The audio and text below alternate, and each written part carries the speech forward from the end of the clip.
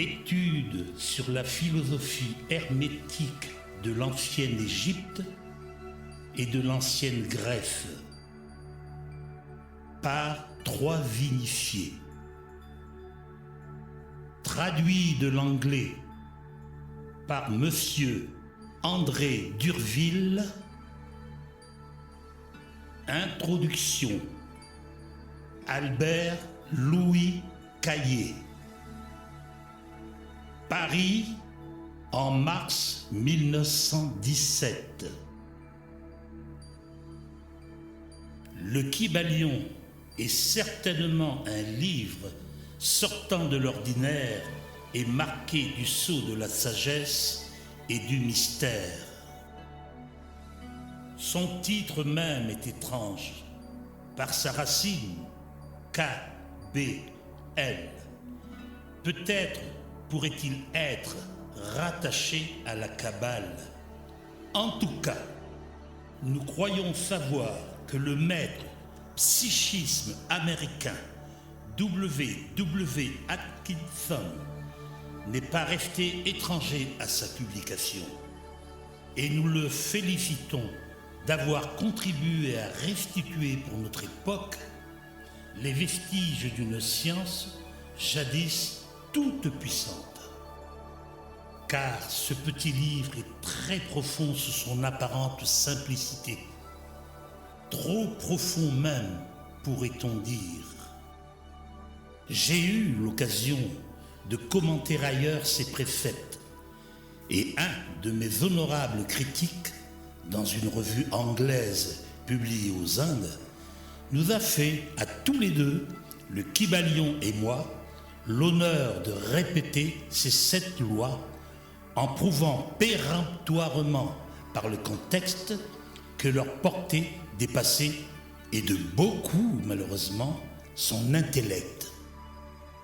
À présent, me direz-vous, l'incompréhension est parfois une des formes les plus raffinées de la flatterie involontaire.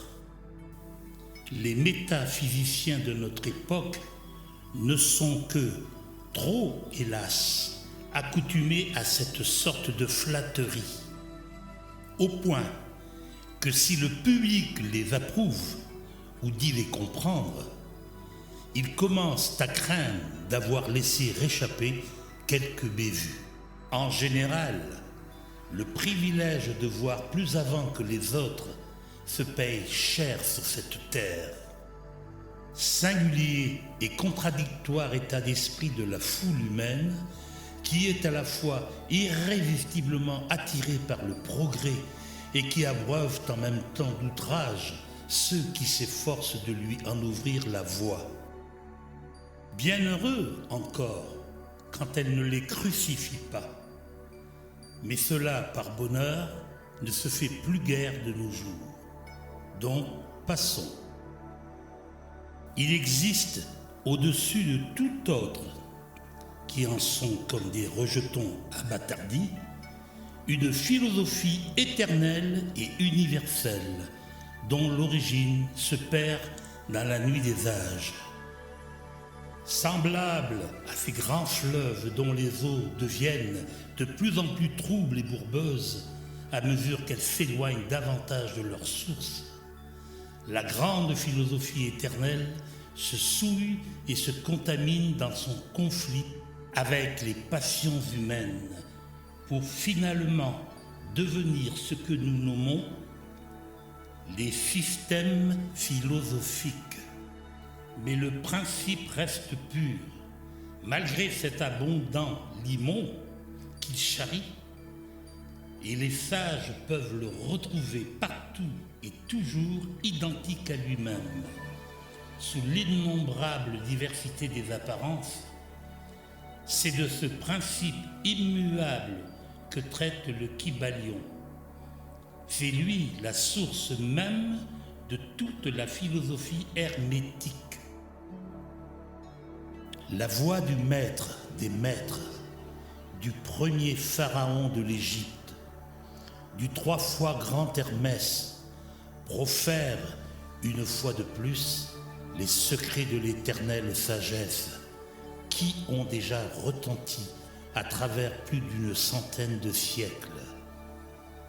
Les lois suprêmes qui président à la manifestation des mondes et de nous-mêmes y sont exposées dans leur plus pure simplicité.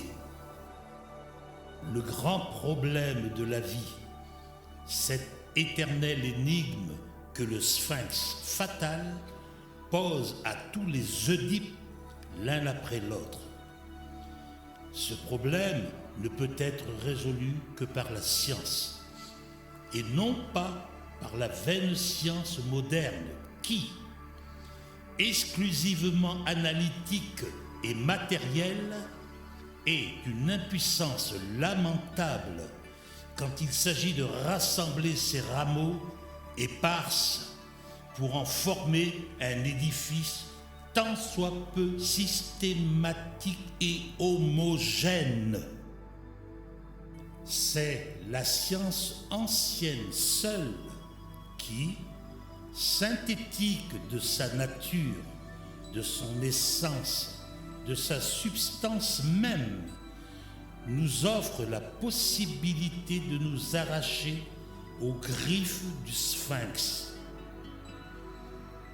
Les lois de la vie sont plus importantes que la matière de la vie, parce que, connaissant les premières, nous dominons la seconde. Le sphinx est notre esclave et non plus notre bourreau. Sous le nom d'art royal ou d'art sacré, les anciens sacerdoces égyptiens professaient et pratiquaient tout un ensemble de doctrines qui n'est parvenu jusqu'à nous que par sa réputation et quelques rares vestiges.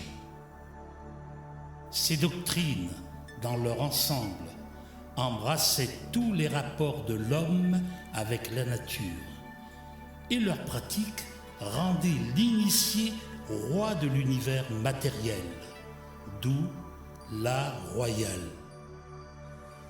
Mais, comme ces doctrines étaient basées sur le grand axiome sacré de l'unité du tout, on pouvait encore considérer l'art royal sous son aspect de science du premier principe, c'est-à-dire science de Dieu, et le dire art sacré.